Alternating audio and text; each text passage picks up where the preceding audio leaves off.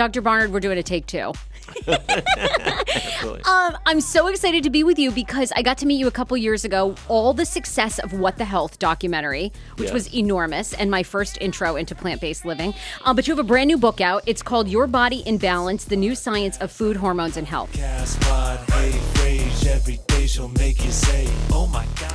I love this book. I'm almost through, up to the chapter on chemicals in our environment. We'll get to that. Yes. But what I love about this book, and I think what my audience for the Hey Frase podcast is going to love, is you really talk heavily about women fertility issues, things like PCOS, endometriosis, and plant-based. So first, give me an overall of what the book is about, and then I want to go into fertility and food. Sure.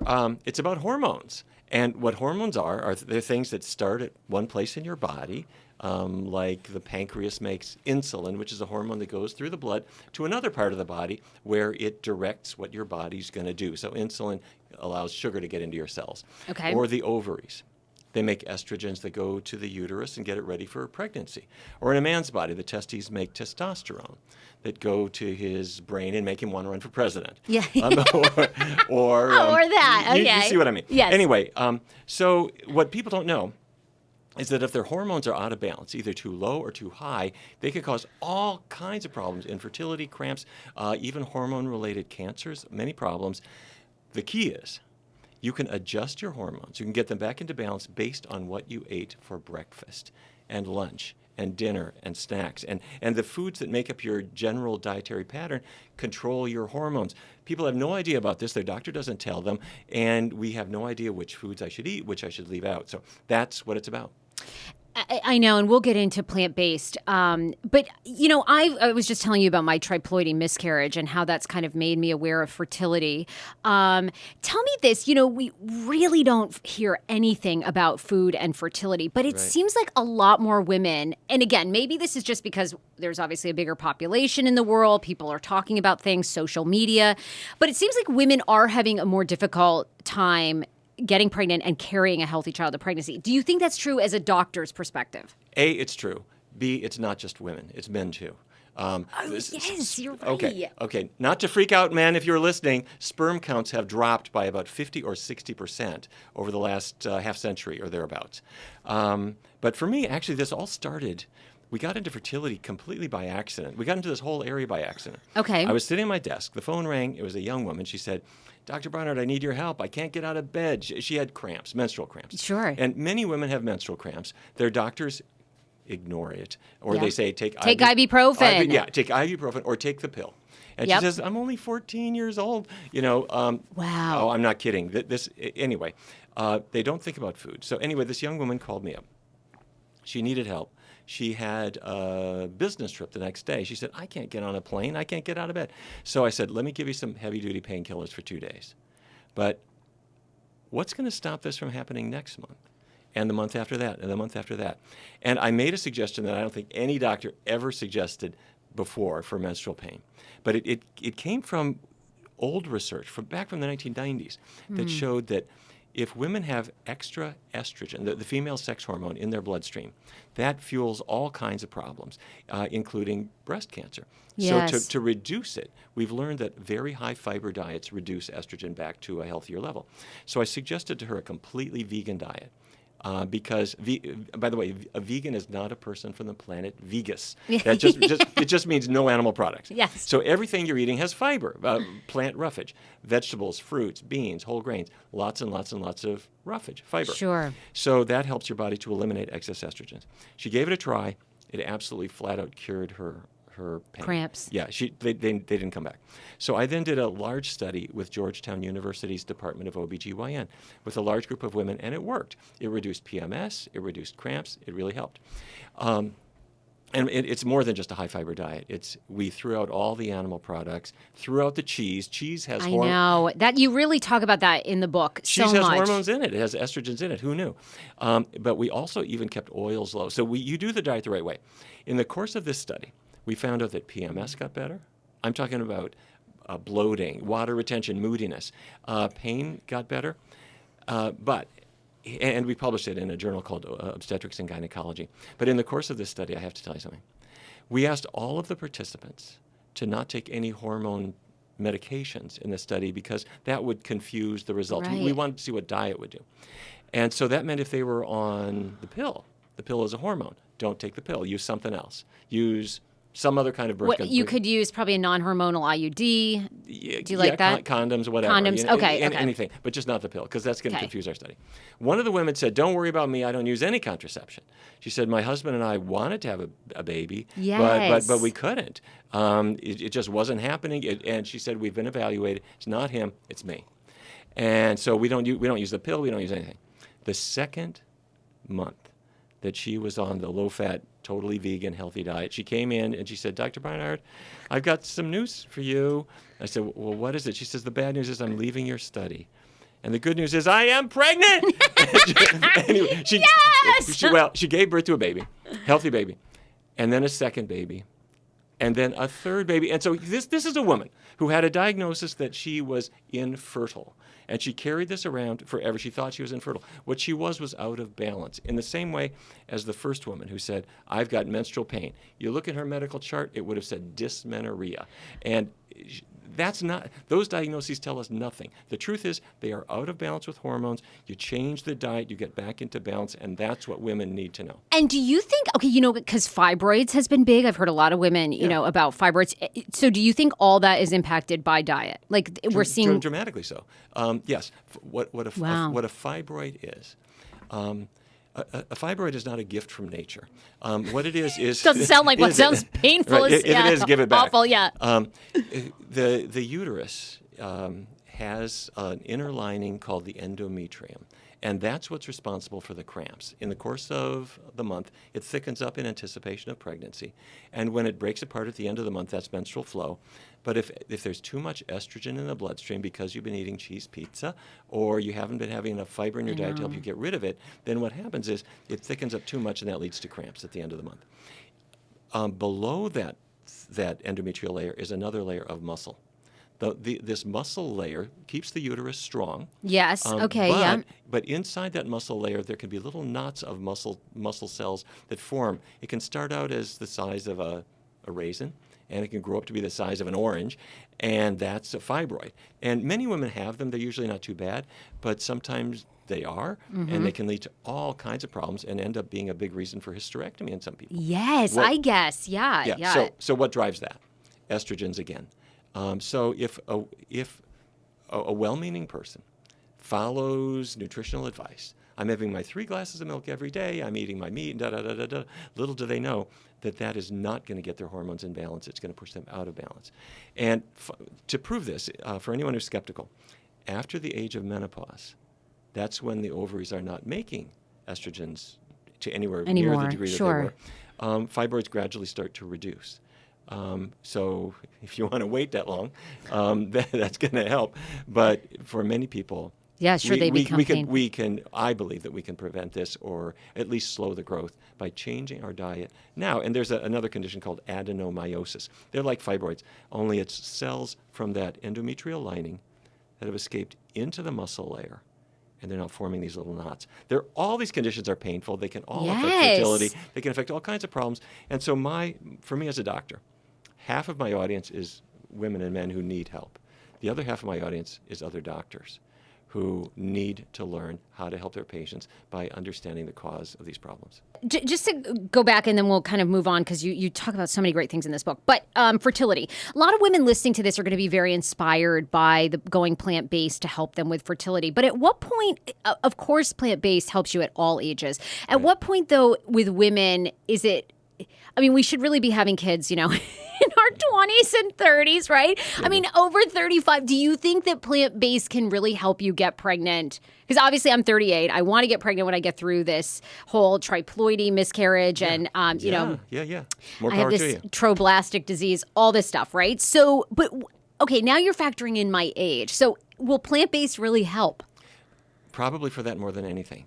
The research on this is not finished. But let me share with you where we are. When a woman is 20, she's at sort of maximal fertility. And as she reaches 25, 30, 35, 40, her fertility is dropping off. And at 20 or 22 or 23, a woman is going to say, I don't want to raise a family now. I'm just getting out of college. Hello, I'm still a child myself. Yes. Well, that, but I'm starting my career. I've got Yeah. some other things I need to do, whatever, and let me put it off. And then pretty soon she's 35 and her mother calls her up and says, sweetheart, your biological clock is ticking. It's going to get harder and harder to get pregnant. Don't keep waiting. Da-da-da-da. Have you been talking to my mom? This is like my story. Yes, okay. Well, listen, a researcher named Daniel Kramer from Harvard years ago looked around the world. And he looked at the loss of fertility, the drop-off in fertility, between, say, a woman in her late 20s and a woman in her late 30s. During that decade, as she's reaching 30, 31, 32, the drop-off in fertility. And what he found was amazing. In a country like Thailand, the fertility is fairly well preserved. The drop-off is about 25%. In Brazil, the drop-off was about 50%. And this is what, after the age of like 35 or? Between the late 20s Okay. and the late 30s. Okay, gotcha. And then in the United States, the drop-off was not 25% like Thailand. It was about 80%. And what he then looked at, he added about 20, 22 countries. And the pattern went with dairy consumption, specifically milk consumption. That in Thailand, they do not drink milkshakes and cheesecake and that kind of thing. Oh, not a double cheeseburger with several layers of cheese? No? That is not their diet. But in Omaha, it is. And Right. so, but what he reasoned was it's different from what we've been talking about so far. We have been talking about the fact that estrogens are built based on what you ate. Okay. And fatty foods cause your body to have higher estrogen levels. High fiber foods bring them down. Cheese has estrogens in it that carry them in. Avoiding the cheese brings it back down. Now this is something else. This is fertility 2.0. The most plentiful nutrient in milk.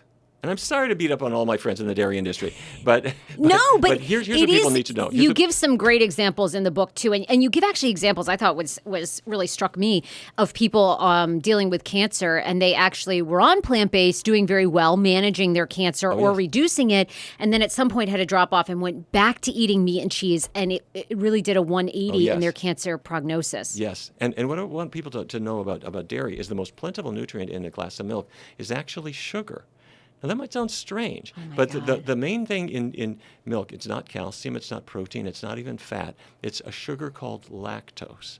And in your digestive tract, it breaks apart to make a smaller sugar called galactose that is toxic to the ovary.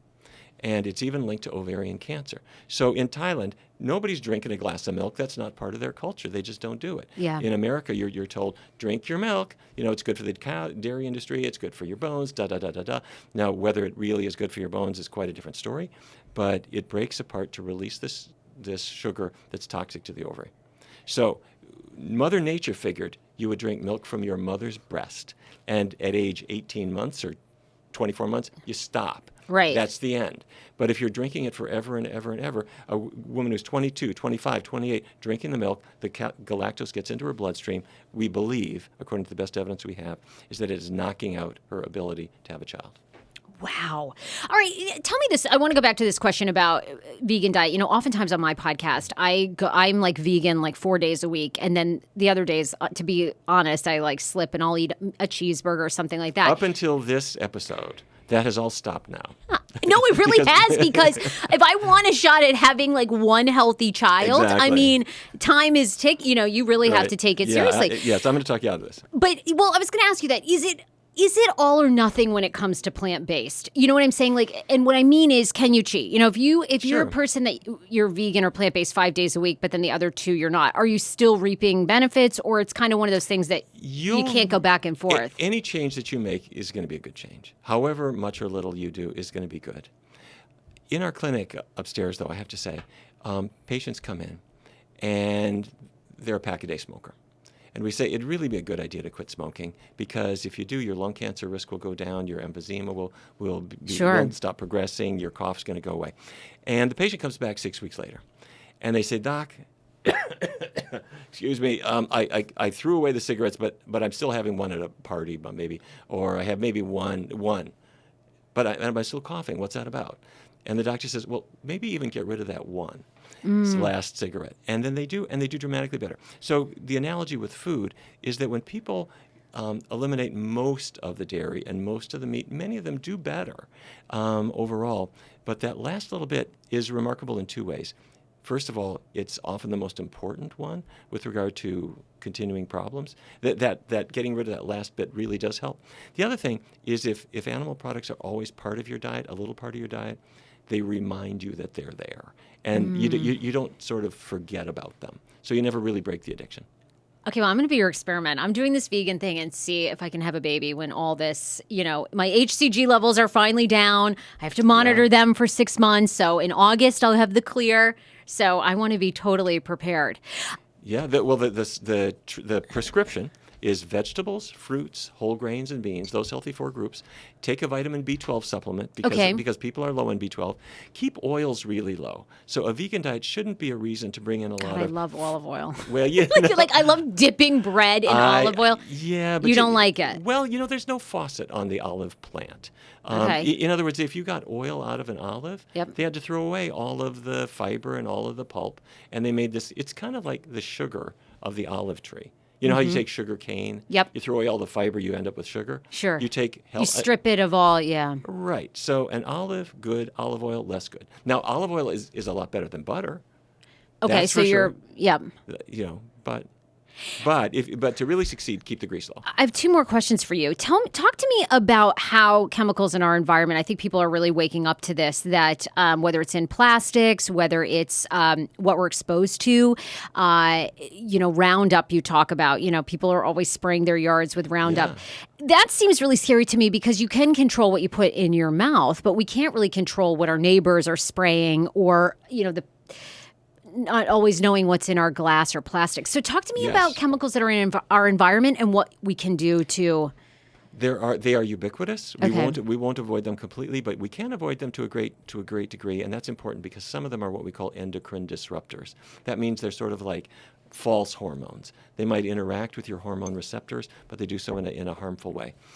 Some of them are linked to sex hormone-related issues like infertility. Which ones? Like, what should we be on the lookout for? Well, a wide variety of them. You mentioned pesticides. There's another one called bisphenol A or BPA, which is used in the lining of a tin can. Okay. What we used to call a tin can. In fact, there was a wild experiment done at Harvard. Researchers took in volunteers, and they asked them to have Progresso soup.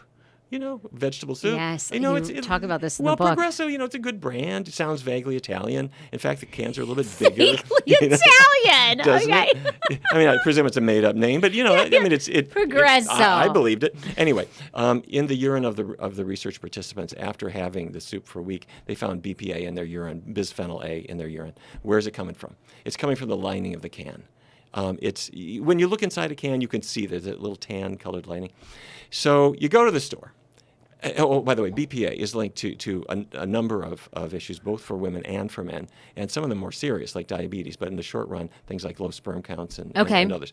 Okay, so you go to the health food store, and you look at the cans of soup, and some of them are marked BPA-free. They don't have it, which is good. So you get a handful of them, and you go to the cashier, and you hand your credit card in, and you walk out with your credit card slip, which you're crumbling up, throwing away.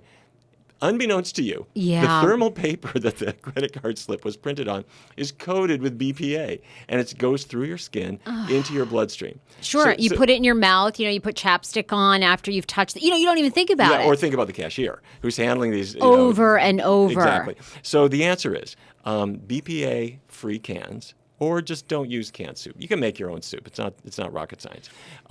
And when she says, "Would you like to keep your receipt?" Say, "No, could you just toss that for me?" Walk out the door.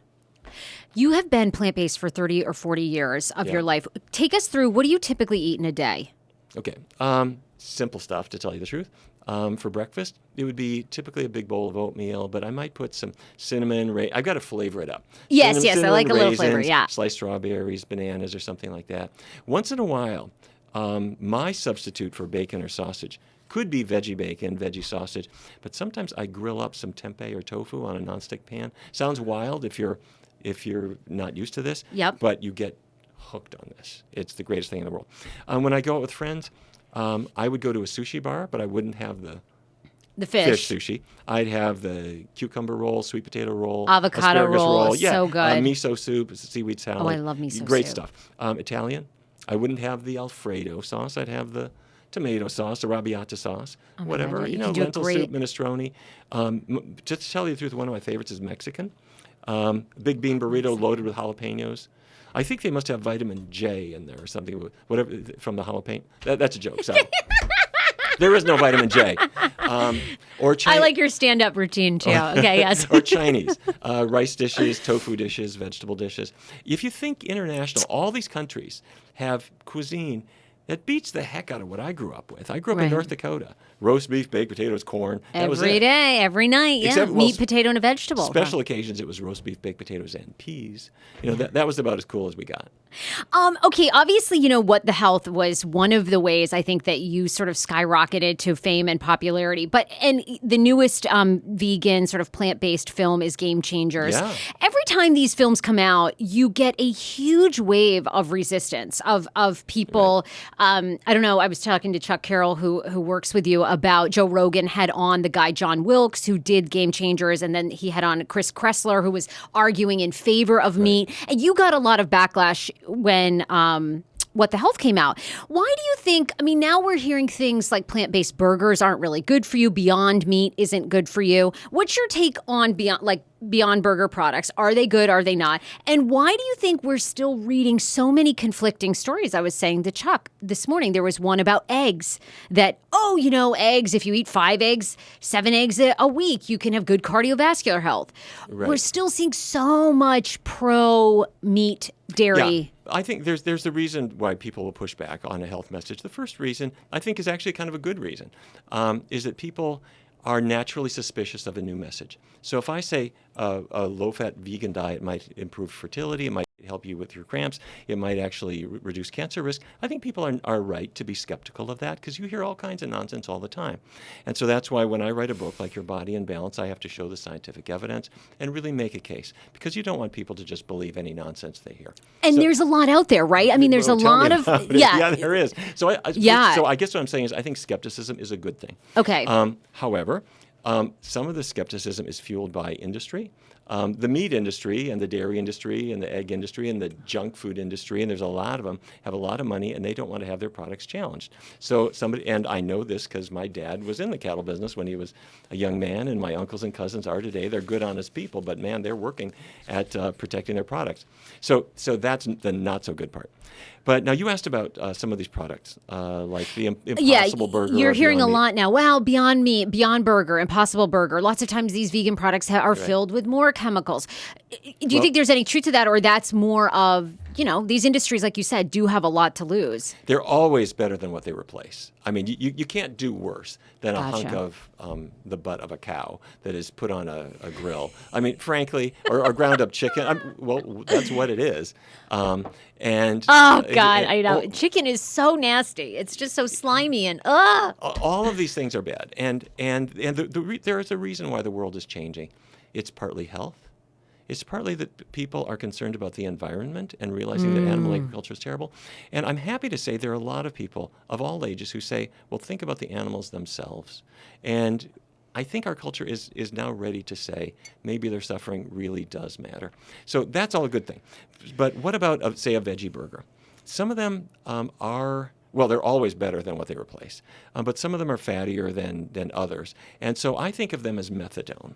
A heroin addict goes to the methadone clinic and says, get me off my addiction. Sure. Give me some methadone. So a meat eater who goes to a Beyond Meat burger, that's his methadone. That's going to help him to break free from his addiction. And sooner, eases the pain, yes. Yeah, exactly. I mean, it tastes like a burger, and you can put pickles and ketchup on it, and it's fine. And they've got veggie sausage. I know they're really delicious, actually. They're really good. Well, yeah. And I was in a hospital about a week ago as a lecturer, and in the cafeteria they had a pork sausage and a veggie sausage right next to each other, identical, and they tasted identical. So the products are out there, and that's a great way to help people to to exit from their addictions to meat. The book is called Your Body in Balance. You, of course, can get it on Amazon, basically anywhere major books are sold. I just think the work that you're doing is fascinating. And I thought what I appreciated, too, is you make a note in here that, if you are diagnosed with something like a cancer or diabetes, I like that you don't preach against Western medicine either. You seem to say, obviously, so much can change with going plant-based, but I liked that you said, look, there are things like, chemo and radiation that are effective, but if you're doing plant-based, it's even more effective. Don't cancel your doctor's appointment. Don't throw away your pills. Work with your caregivers and put it all together. But on the other hand, don't neglect the power of the body to heal, because that's the most important thing of all, and foods can be a huge part of that. Oh my gosh. Dr. Barnard, you are such a treat. I could just talk to you forever. And where can people that are skeptics need to come to your website? You've been doing this research. You run a nonprofit. Sure. You all are doing constant studies. And I think you addressed it too. So many people out there fancy themselves as nutrition experts that really don't have the studying and the wherewithal that you and your team does. So where's someplace that we can go to actually get real info? You know what I'm saying? I do. Because I think you can get inundated with every little vlogger that's... Isn't that the truth? Yeah. Our website is pcrm.org. That stands for Physicians Committee for Responsible Medicine, pcrm.org. And we're all over social media. You are, and of course, you take questions from people all across the world. So thank you so much. It was just such a treat, and I can't wait. I love the book. It is a fabulous read. It's an easy read. It's so informational. So Your Body in Balance, The New Science of Food, Hormones, and Health. Thank you, Dr. Barnard. Thank you. That was awesome. Love it.